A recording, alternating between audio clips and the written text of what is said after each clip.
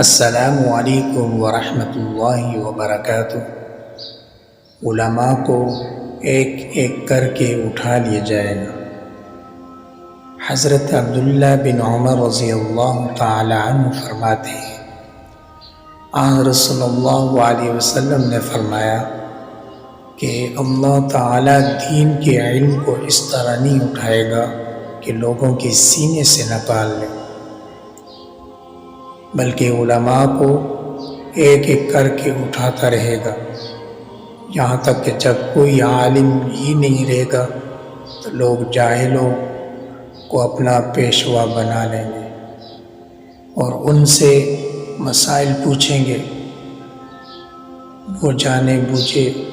بغیر فتویٰ دیں گے اور وہ لوگ خود بھی گمراہ ہوں گے اور دوسروں کو بھی گمراہ کریں گے۔